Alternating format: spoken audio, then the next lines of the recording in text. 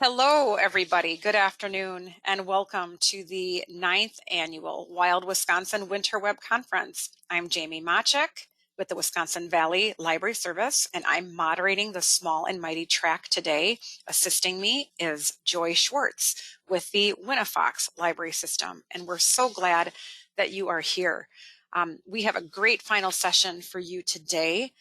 In the Small and Mighty track, we have Julie Biando Edwards, and she works for Niche Academy, and she's going to be talking about Grant Writing 101, practical steps and strategies. So Julie, take it away. Thank you so much. Thank you, Jamie and Joy, and thank you to all of the organizers for this conference, for the invitation. Thank you to all of you who are here. I loved listening to your answers, and I have to say that I have a soft spot for small and mighty libraries. I used to work at a small rural library in central Wyoming, and that was where I realized that I wanted to be a librarian. So I love the small and mighty libraries. I'm coming at you from Montana today. I am in Missoula, where I am on Salish and Kootenai land. So I like to just acknowledge that at the start of my presentation. So let me give you a little bit about me. I'm a former public and academic librarian. My heart is in public libraries. That's where I got my start. I have secured over $50,000 in state and IMLS grants. It's not a huge amount of money, but for libraries, it's not a small amount of money either. I've been PI, which is Principal Investigator on state, IMLS, and Folger Library grants. And I was a Fulbright Scholar in Botswana very recently, and I mention that because I have presented on this topic all over the world, so including to my students and our colleagues in Botswana. I have co-authored a book called Transforming Libraries, Building Communities with Melissa Robinson and Kelly Unger, who are also public librarians. And we have an entire chapter on grant writing in that book. Right now, I am an instructional designer at Niche Academy, which is an online learning company. And I always say now I have the best job in the world because I get to write awesome tutorials about things like grant writing for busy practicing librarians. So that's a little bit about me. You will have these slides at the end of the presentation, so you can just sit back and listen. You don't have to worry about scribbling a whole bunch of notes down. You'll have all of this for your use.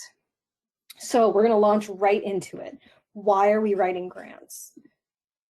Grants can be used to expand existing programs in your library. So if something is going well and you want to build on it, grants are a great way to do that. You can launch new and innovative programs. So we know as librarians, and I should say, like, I'm wearing my librarian hat with you today. I'm going to be speaking a lot from my own experience writing grants. The librarians I know, almost to a number, are full of innovative ideas. What we don't often have are ways to put those in practice right away. So grants can help you do that. They will raise the profile of your library. So in communities and if you're an academic librarian in universities and colleges, people understand grants, right? They understand bringing in money to the community. So if you can show that your library can bring in money to your community, you will raise the profile of your institution. You can build and leverage collaborations and partnerships. So this is another thing that I think we do naturally well as librarians. We build and leverage our collaborations. We have great partnerships in our communities and among each other. Grants allow you to, I think of it as like a puzzle, to put together different partners in the community to work on one big project together and to really leverage the strengths of each institution, each partnership. I'm a big fan of strength-based library work. So I think we spend a lot of time talking about our deficits and, you know, what are our challenges, and we do SWOT analysis and all that stuff. I like to approach librarianship and library services from a position of strength. What do we do well? How do we build on it? What do our partners do well? How can we partner with them? I'm also a huge fan of building personal capacity and professional development. So grant writing is good for your resume, right? It's if you can show that you can get grants, it is something impressive. in our library world. So I think they're useful to do even as a personal development practice. And of course, obviously to increase library funding, right? I never met a librarian who said that their library is fully well funded and they didn't need any extra money. So when there's not enough to go around, grants are a way to get some more funds into your library. So what kinds of grants are available? Grants can fund things like programs and services, new equipment, collection building, professional development and continuing education. So in some cases, organizations will offer grants to librarians to attend a conference for the first time, something like that. And they're given by governments, library associations and organizations, private foundations. So we're not going to spend a whole bunch of time digging into that. This is, there are channels that you can search for to find this information. We're going to get into the nitty gritty of how to write a grant. So we're going to launch right in. Preparation. The first thing that you'll need to do is think about your needs and your outcomes, right? So your needs are what you want to fund. What are the programs or services that you want to grow or expand? Are there areas of need that a grant could address, right? And you want to keep this narrow. Instead of applying for a general programming grant, focus on a specific program or series that you want to fund. Leverage what is already successful, right? It is really tempting to launch a program from scratch with a grant, right? But if you don't have a strong plan in place for sustaining new projects, leveraging what's already successful can demonstrate how your grant will increase the impact of your library. And we are going to talk more about what that means. Demonstrating your impact, right? If you want to start a new program, highlight your past successes, right? What has worked for you in the past? And if you had a little bit extra grant money, what could you do even more of, right? So you're thinking about what your biggest impact can be. Consider your time management, right? Evaluate whether or not your library can manage a grant. So there are real costs to grant writing in time, personnel, organization, management. If the library can't put resources towards making a grant successful, it maybe is not the best time to apply right now. So you really need to think, can we manage the program that we are trying to put in place? And then think about your outcomes. So don't focus on the library. This is probably one of the biggest sort of counterintuitive things about grant writing, right? You want to use your preparation stages to think about your patrons, not the library, right? So if the library needs new computers, right, the focus should not be on the computers. It's the effect of the new computers on your community, not the technology itself, right? Everybody needs some new tool. Everybody needs some, updated equipment. That is not going to get you a grant. What you can do with that stuff is what will get you a grant. Know what your outcomes are. So clearly and compellingly describe what your project is going to do. What's going to happen for patrons, right? So instead of saying that your computers are slow and outdated, talk about how computers will help patrons apply for jobs or access new technologies or enable your library to host a coding camp, right? Those are the things that you should be talking about. The computers are the tool to get you there, but your outcomes are the effect on patrons.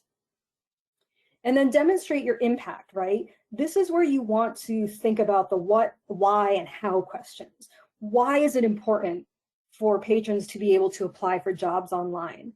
What is the impact that new computers will have on users? How will a coding camp help address a gender gap, right, in computer science? So those are the types of things, the what, why, and how. Here's your roadmap.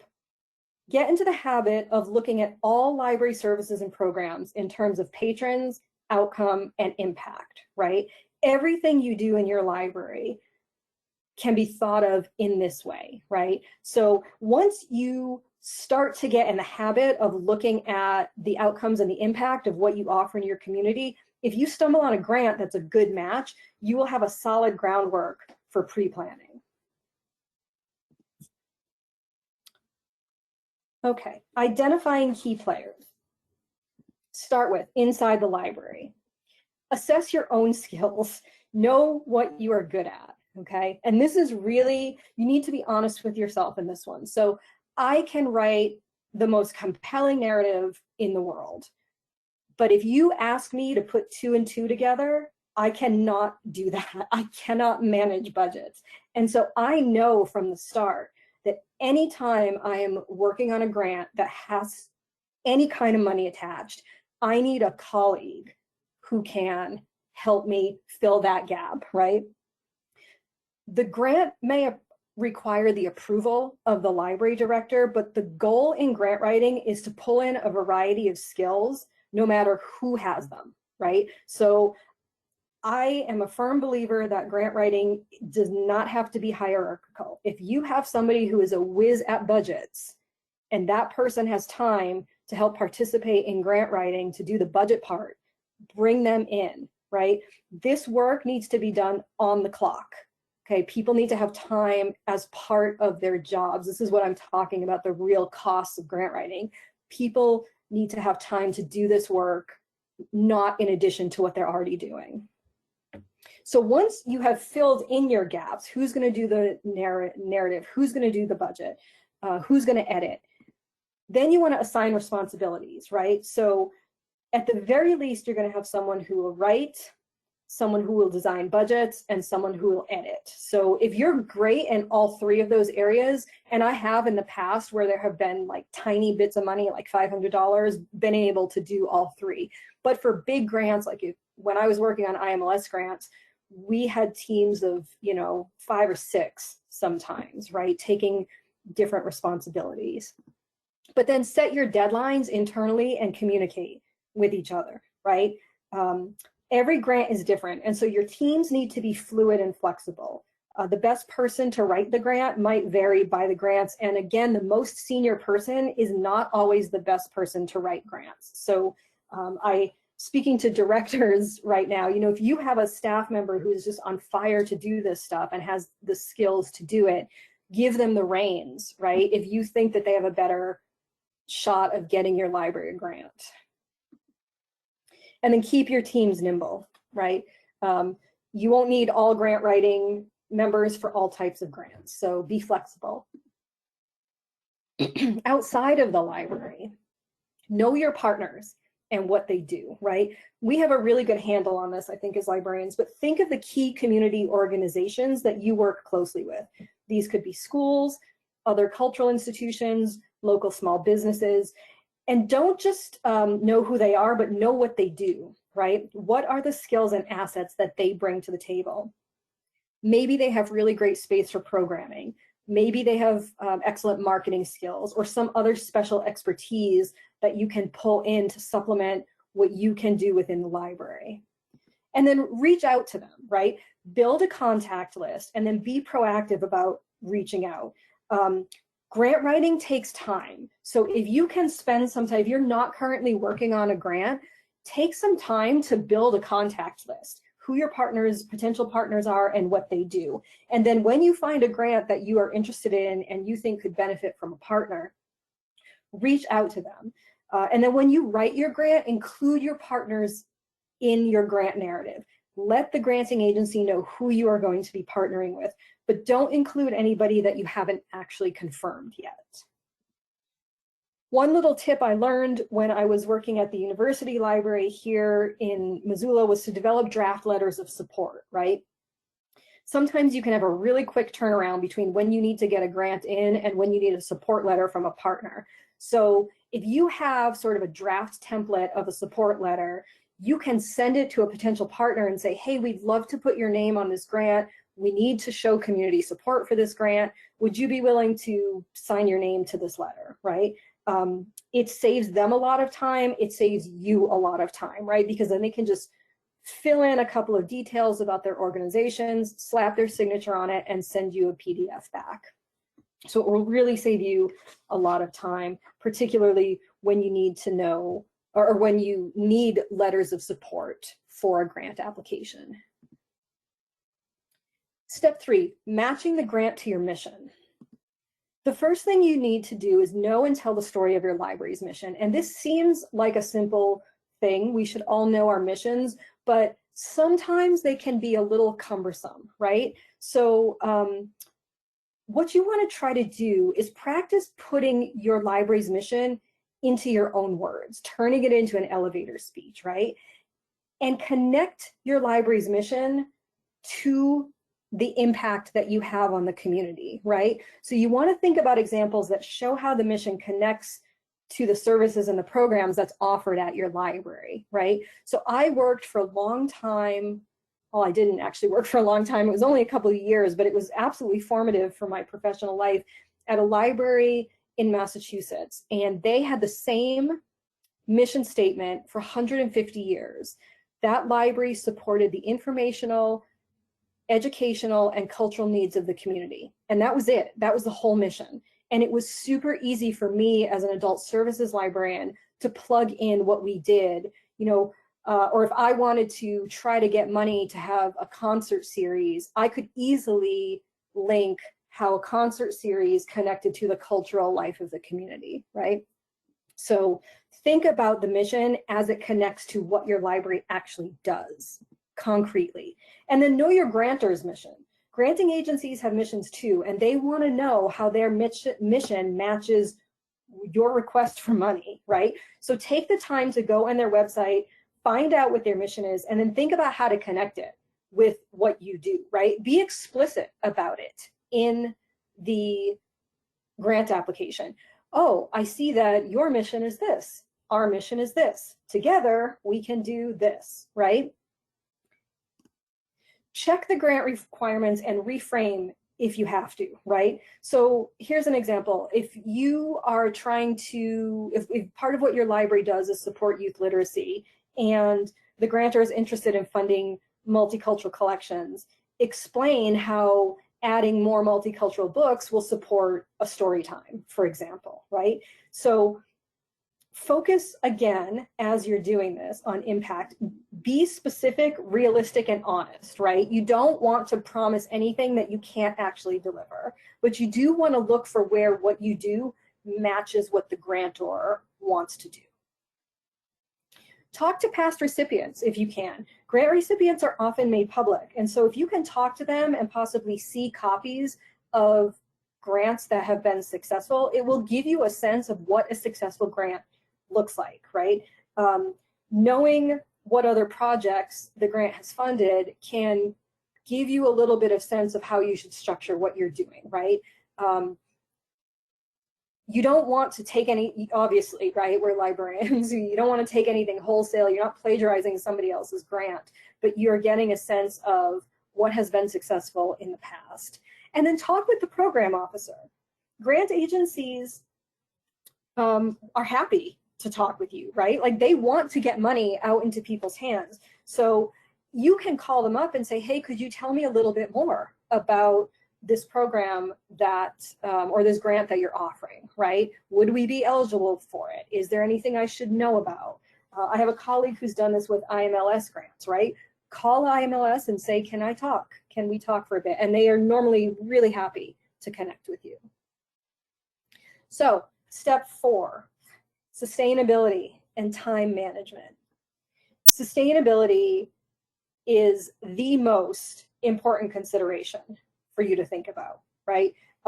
This is the question you should ask yourself. Can you keep a project going once the grant ends? So grant projects that can't be sustained can be super disappointing for patrons and for librarians. It takes a lot of work to put a grant together, right? I always joke when I'm writing a grant, can I count as in-kind contributions the sleep that I'm losing over the grant? It can be really frustrating to see a project fizzle when the money runs out, right? So you want to focus as much as possible on programs, not projects. So when I say programs, I don't mean library programs the way we think about that word. What I mean is long-term, ongoing services or resources that you are going to be able to offer through your library with the grant, as opposed to sort of a one-time project, right? So I hope that distinction is clear, but you want to think about your long-term, not just sort of a one and done project. There are some grants that you can use for that. Sometimes that's all you need. But speaking from experience, where I have written grants that we maybe promised more than we could deliver, or we had a sense that we were going to get some extended funding and then we didn't from internally from the library, it was really disappointing. And you run the risk of not only exhausting yourself and being disappointed, but squandering some of the social capital you build up with community partners and patrons in particular. So really think about this right from the start. Can the library commit is basically your question. If you are not the director, if you're someone else in the library writing a grant, talk with your library leadership about whether they can actually commit to the program once the grant ends, right? If the library is not in a position to commit, then you might want to think about not applying for the grant right at that time, right? It is a consideration. Time management. Grants are competitive.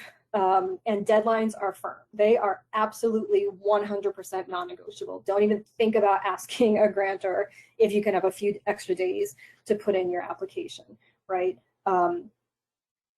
These are the one thing that you can't sort of mess around with grants. Plan backwards. So this is my trick when I was writing grants.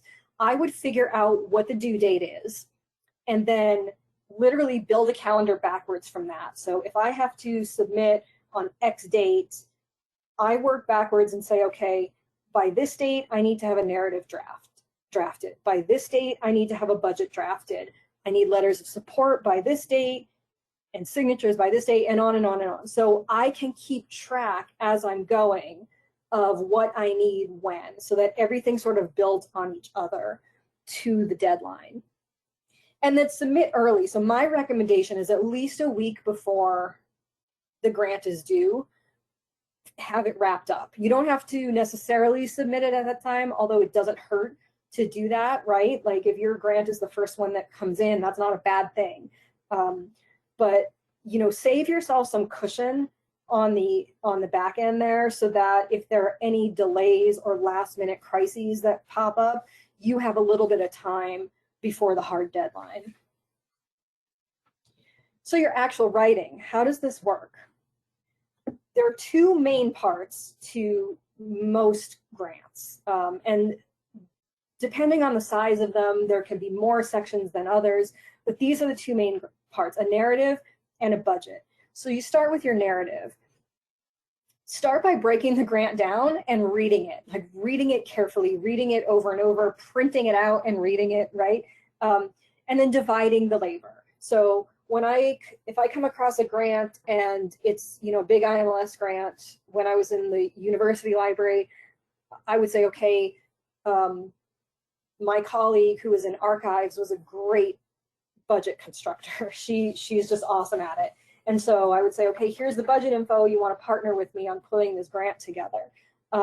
If you have multiple people writing the narrative, make sure that you only have one editor so that the same voice is carried through the grant.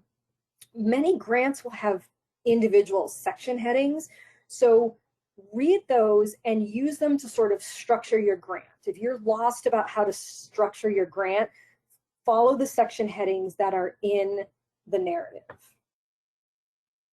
Link ideas and funds to outcomes, right? So you may want a bilingual website, but the impact is going to be greater access to information for non-English speaking patrons, right?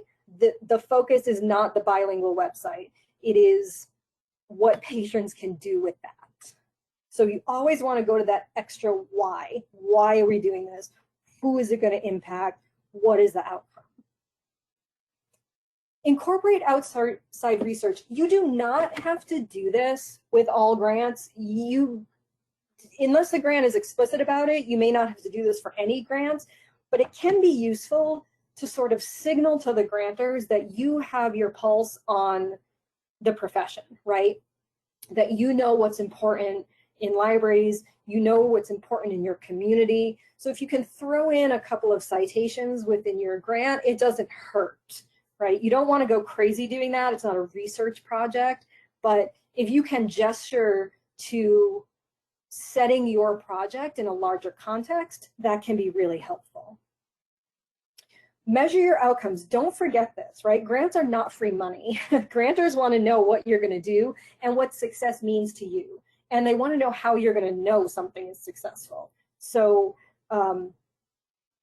don't forget to talk about what success means for you. Borrow the grant's language. So what I mean by this, this is a trick that I learned from resume writing, right? That if you can mirror some of the keywords that are in a job description in your resume, in your cover letter, it rings sort of subconscious bells in the people who are reviewing those documents. Similar thing with a grant, right? You might use the term schedule, but if a grantor uses the term work plan, use the term work plan, right? So you're adjusting your writing style to the language that the grant uses as sort of that subconscious ringing of bells for the readers.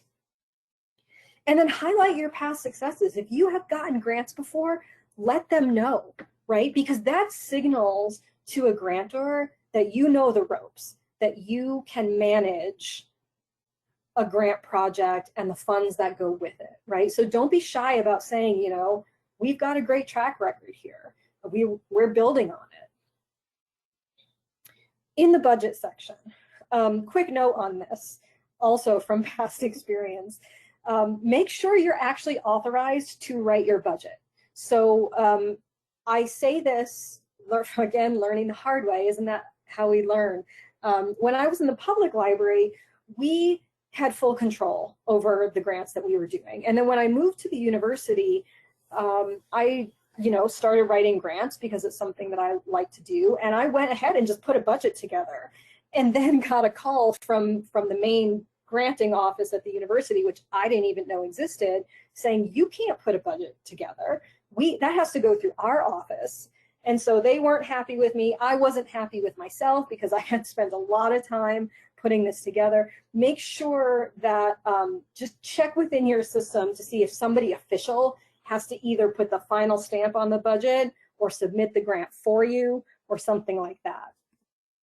Understand what your allowable expenses are, right? These are things that the grant will actually fund. If you say you want $250 of grant funding to host a reception with snacks and stuff, and the grant doesn't fund food, you run the risk of having the grant not funded, right? Because they're going to be like, you didn't even read what we can or can't fund or will and won't fund. So understand what the grant will fund and don't ask for anything outside of that.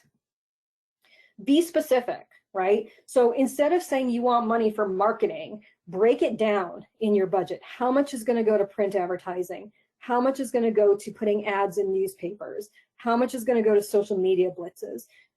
This shows your organizational skills and makes it clear how the money is going to be spent. Outline any shared expenses. So these are in-kind contributions. These are things like your time, your salary, library resources, things like a meeting room, other non-financial support that the library brings to the grant, printing, things like that. And then review everything carefully, right? It is really handy to have somebody else look at both your budget and your narrative. After a while, you just stop seeing things, right? Your numbers might not add up. Your narrative might be clunky in places. You may have typos or repetitions. Have somebody that you trust take a look at it. When I was writing grants in the university, the person who answered the phone our admin in the front office, she had an incredible editing eye. And she offered to read our narrative that some of the other librarians and I had put together. And she caught stuff that we had missed over and over again. So if you have someone you know that you trust who has the time to look at your grant, it doesn't hurt to have an extra set of eyes. So building your grant toolkit. This is something that came out of the book that I wrote with my colleagues. Most grants will ask for the same things over and over again. So if you can collect and compile documents that you need from one grant to another, it makes your process much, much easier. You're not scrambling, reinventing the wheel every time you get a new grant. So these can be things like the census and demographic info for your community, your mission, vision, strategic planning documents, library data, so your collection size, your budgets, the hours you're open per week, service data, so these would be your programs, your events, how many people walk through your door each week, staff resumes for anybody who's working on the grant project, any tax exemption documents that you might need, certain grants will ask for these, and then keep them all together and keep them updated. So you want to decide where these are going to live and who's going to have access to them. It could be a paper file, it could be something in the cloud, it could be on your library servers, it doesn't matter. The key is to keep them together and update them and add to them as needed, right? So if you get a new strategic planning document, swap that stuff out, right? As your library data change, update those in your records. And then determine who will have access to it. This stuff, most of this is not secret information. So people who are writing the grant should have access to this information. Don't make it hard for your grant writers to get their hands on this, right? It shouldn't be locked in a drawer that only the director can get to. If this stuff can be put somewhere where your grant writers can get to it, it will save them and you a lot of time. So managing your reporting, let's say you get a grant, right? Fantastic. Communication or management, how do you actually manage like what you're doing, right? Communicate with the media. So if you get a grant, many grants come with a sort of media template that you can use. Everything from sort of press releases to social media, pre-made blog posts or pre-made social media posts, things like that, right? Always in all of your communication, name who your partners are, right? That will build you goodwill in your community. Stick to a schedule and watch the deadlines. So once you get a grant and you're in the process of managing it, things are probably not going to happen in the exact order or on the same timeline that you said they were going to happen. But the grant application is your roadmap through the actual management process, right? Use it. Grants usually have a fixed cycle with deadlines to them, and you may or may not be able to roll money over from one part to another. Sometimes money has to be spent by a certain date within the grant, so pay attention to those deadlines and stick to them. Stay in contact with the grantor or the fiscal manager. So these are two separate things. If you have to adjust your budget or something goes sideways in your implementation of the grant, talk to the grantor.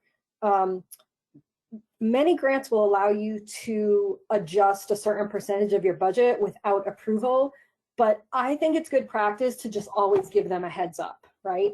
And if you're uncertain, ask. Don't move money without asking if you're not sure. Your fiscal manager is the person in your library who might be in charge of dispersing grant funds, right? So in the grants I got, I never actually had direct control over the money. I had to work with the fiscal person in my library to do things like cut checks or make purchase orders or do things like that, right? If that's the case in your library, you want to stay in very close contact with that person. So there is no opportunity for miscommunication or money going astray, right? So it could be as simple as a weekly email. It could be a check-in with them on a regular basis, some way of staying in contact with whoever is actually responsible for spending the money. Financial and final reporting. So grants require feedback. So gather documents, data, and feedback throughout the grant process, right? Grantors want to see a record of your activities. What were you able to actually do with the money they gave you? These are things like photos, save any photos that you have, clip advertisements, bookmark any news articles, keep everything easily accessible and in one place. Keep track of attendance numbers as programs happen. If you have a grant that is running actual programs, gather those numbers while they're happening. Some grants will have a feedback form that you can use. You don't have to create that from the beginning, but for every presentation or program, you want to gather those forms back and try to go through the data on them as it's happening. So you're not building up everything towards the end, right?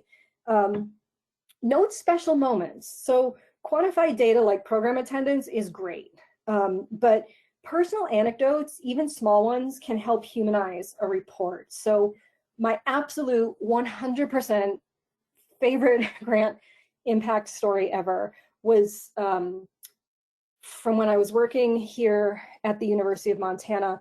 I wrote the grant, some of you may be familiar with this from your own state, that brought in Shakespeare's first folio to Montana. And as part of that project, we had partnered with the local school district and the College of Visual and Performing Arts to have a big sort of day-long event for every single 8th grader in the county, which was wild. And so a part of that was having them, go to see a piece of a play and doing like fake sword fights and things like that. But it also involved looking at the actual folio, which is where I was stationed during the day. And so there's a group of 8th graders in there, and they were looking at the book and they were listening to our spiel, but there was one kid who was kind of hanging back. And as the group filed out, he, with one of his teachers, approached the first folio and he looked over the book, and I saw him searching, and then I heard him find the words and say, "To be or not to be, that is the question." And I will not lie, I had to leave the room because I was so emotional. It was such an emotional moment for that young man to find those words and to connect with them over this 400-year span. It was absolutely extraordinary. And you better believe that went in my final report to the folder, right? Because whatever connection he made with those words was so profound to him that I wanted them to know, like, hey, you know what? You sent this book to Montana, and here's what it did for a kid here. So look for those moments, right? Keep your eyes and ears open. Don't get so caught up in the program that you actually miss what's going on with it. Save receipts, save everything. I am one of those librarians who is actually horrible at managing stuff like this. But you have to learn it with a grant. Save everything. Grantors might want to cross-reference receipts with your budget expenditures. Your fiscal manager might want to do that. So keep everything. Say thank you, right? Include a handwritten note in your final report saying, you know what, your grant helped us do X, Y, and Z, and I just really appreciate it.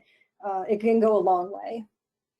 Submit on time, especially if you want to apply for another grant from the same agency. A little bit of goodwill can go a long way. Don't be late with your financial and final reporting.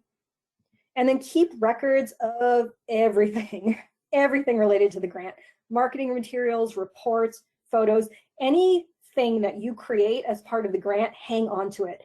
Many grants, particularly federal ones, have rules about how long something has to be kept. And so, and that's for audit purposes. So you want to make sure that if you need to hang on to those records for 5 years, you are hanging on to them for 5 years. So what do you do if you don't get a grant? I cannot promise you that you will get a grant, but I can promise you that if you write a grant application, at some point you will not get a grant. It happens to everybody. I don't know a single librarian, even the best grant writers that I know, who have gotten every single grant they've applied for. If you are a librarian who has gotten every single grant you've applied for, you should quit your job and hire yourself out as a grant writer, because that would be a heck of a track record.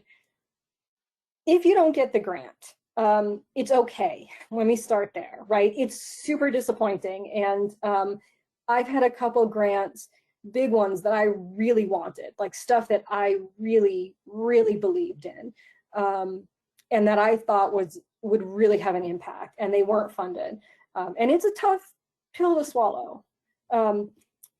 Start by reading the response.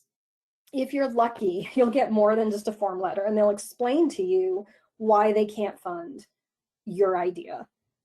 If they don't, call them and talk through the grant with the grantor.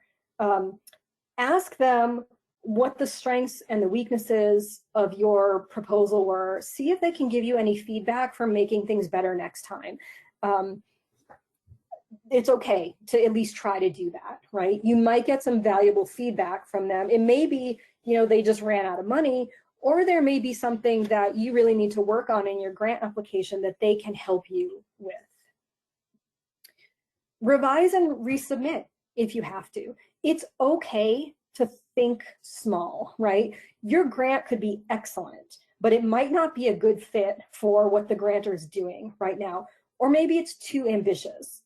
It's okay to sort of pull apart your grant and see if you can do part of it, maybe, right? So maybe everything won't be funded, but maybe there's something you can pull out of your original application to buff up and resubmit, or adapt to another grant.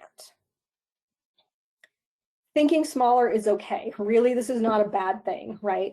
Like I said earlier, you want to try to avoid biting off more than you can chew. And so it's okay to think smaller, do smaller, to build up a record of successful grant writing.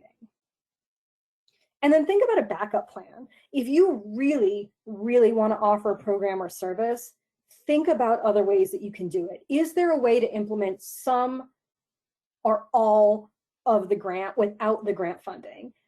Ideally, this is something that you would have considered at the start, like if we don't get this grant, what are we going to do? But if you didn't think about it then, this is a good time to think about it, right? Is there a way that you can put things in place without the grant money, even on a small scale? So don't get too discouraged, I guess is what I'm going to say. You are at some point are going to write a grant that doesn't get funded. Don't let that sort of turn you off from grant writing, right? It is a process. And most of us, I don't know what library schools look like now, but I graduated in 2005, and I didn't have a grant writing class. I learned this on the fly in public libraries, and I was really lucky to come into a library that had grant writing experience so that my colleagues could take me under their wing and teach me how to put a grant together. Most of us don't learn this in school, and it's hard to fit it in, right? Like public librarians in particular, you don't have a lot of time to sit around and think about how you're going to put a grant together. So don't be discouraged. It is a process, right? You really want to think of grant writing as the process as opposed to here's the grant, it is the product, right? Like we need this money to put a product together. So don't be discouraged if you don't get a grant. So stay up to date. Make a grant searching schedule. So this is what I used to do when I was a practicing librarian. I would just make a note on my calendar, maybe every other month or so, to check what was out there on the library writers blog, grants.gov. There were a couple other academic focused ones. I would always check with my local humanities council. Humanities councils offer a lot of small scale grants, and they love libraries. So make a searching schedule so that you just get in the habit of looking for grants. Watch tutorials and webinars, right? Build up your continuing education. The more you learn about how to do this before you actually sit down and do this, the easier it will go, right? It's not going to be totally streamlined, but it will be really, the more you can learn before you start, the more you'll know sort of what the general lay of the land is. Read successful grants. So particularly in federal grants, a lot of that stuff is made available. So if you can find them, go ahead and read them and see what they look like, right? Carve out, an hour a month or so to see what has worked in the past. This will get you into into the rhythm of what grant writing sounds like, right? It's a very specific type of language. It's a real, I like it because there's a lot of room for creativity, but within a very confined structure. Chat with other librarians. So we are our own best friends, right? If you know a librarian who has had a successful grant, ask her what she did, right? Find out what tips or tricks she can give you. Swap information, that's our business, right? And then ask around your community. So there may be somebody in your community at an organization that you partner with who is just an absolute fantastic grant writer.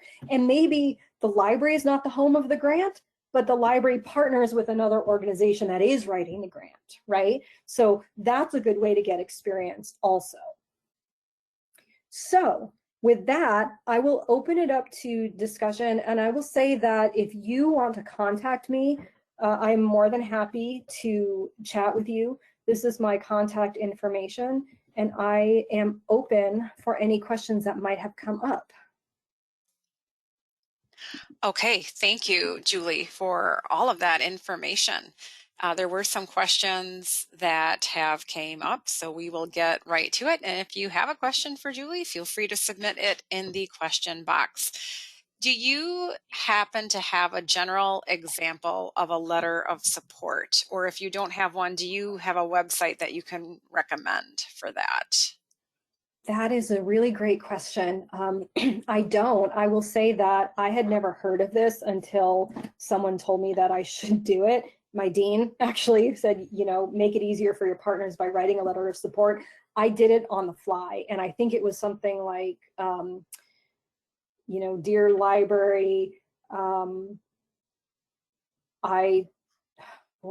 it was really along the lines of like, you know, we are happy to support this grant. We think it'll be great for the community. We love what the library does. And then I gave them a little space where they could put in information about their organization. So they had a space to like put their own paragraph in. Sometimes they would drop in their own mission statement, and I would just note that in the template, like drop a few lines in here about why you think this grant is important. And it just saves them time from doing something from scratch. So I hope that's helpful. And, you know, I would say like you can copy and paste this to your own letterhead and send it back to me. So really just making it as simple as possible. They don't have to get in depth with it. They just need to say, we think this is a great idea. We support you. If they're going to be a formal partner and they're going to support you with something specific, ask them to put that in there. Like we're going to offer free printing from the local Kinko's or something. Excellent. Thank you.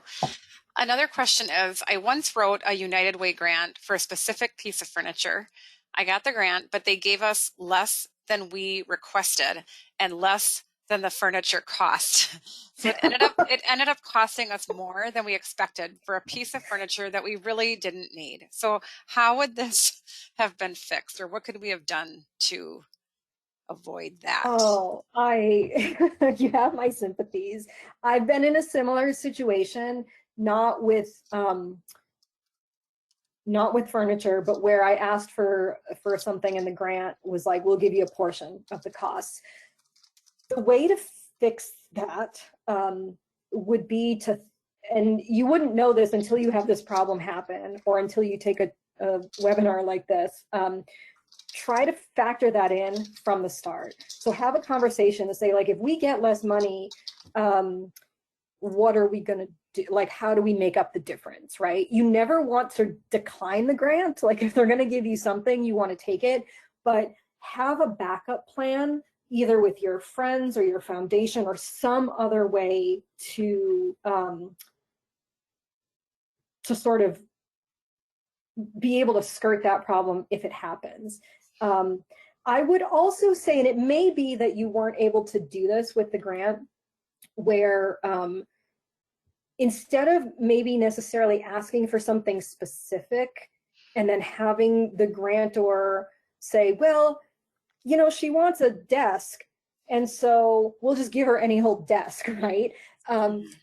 Try to tell them that you need the money to, instead of for something specific, oh boy, that's a tough one. Instead of something specific in that way, that you need the flexibility to be able to choose what you do, right? And talk about why that is, but tell them it can't just be any old piece of furniture. So try to maintain the autonomy of the library, but that's a tough situation. I mean, you have my sympathy. That is a tough situation. I wanted to ask too, so this webinar really wasn't meant for a list of where to look for grants. It's more on grant writing. But if any of you listening in right now have some tips or ideas of websites or grants that you have used, feel free to share those in the question box and we will share those out since we're still on a little bit. Okay, another question. If you are new to grant writing, would it be advisable to start with a small one? I think yes. So I love humanities councils. My first early successes were with humanities council grants, and they're generally super great people to work with, easy to talk to, and the grants can be super small, like $500 to bring a speaker in, but it gives you the experience of writing a small grant, seeing it be successful, so you get that boost of confidence, and then managing and reporting back out on the project. So 100%. You know, if you're a brand new grant writer, IMLS grants or big federal grants are tough, right? They take months to put together. You might be able to put in an application for your local humanities council to host a speaker in a day, you know, and you'll hear back from them sooner. You'll form a great local or a partner within your state. And so that's where I would start. Small is not bad at all. Great. I was going to ask, so you mentioned, you know, sometimes it can take a long time to put some together, and the smaller ones you can find out within a day. When you were doing grant writing, what was kind of your point of, okay, this looks like it's worth our time and energy, but this one looks like it might not be? Did you have like a pinpoint for that, or something that you used to decide whether it was worth pursuing? That's a great question. Yes and no. So when I was at the university, sometimes what would happen is the dean would say, we're going to apply for this grant, and she would pull people in, and that's how it was going to be. For me personally, I would always, so most of the work that I've done in libraries has been with programming and adult services, and so my schedule would get really busy, and so I would leave it up to my own personal sense of capacity, right? If I was overburdened, or if I didn't think that I was going to be able to give it everything it needed, then I would let it slide. And there were a few that I did. There were others, like the Folger Shakespeare grant, that I would have dropped everything for, because I just thought that was so cool. And so I really used my own judgment to say, what is my capacity? Can I actually do this? Because one thing I didn't know enough to do when I was grant writing was to really work in your budget a buyout for your time, right? And particularly, probably nobody in the audience is at a university library, but I wish I had known that I could have sort of bought out some of my traditional library time to just focus on the grant, because I ended up, you know, some of the big grants, you're working nights and weekends, and it gets to be a lot. So you need to trust your own personal capacity. If you can juggle it, I would say go for it. But know that it's going to suck a lot of time. What was the name you mentioned when you just talked about starting small with grants? Your local humanities council. So okay. Maybe, yeah, it'd be like the Wisconsin, if here it's Montana, Humanities Montana is our group. Yeah.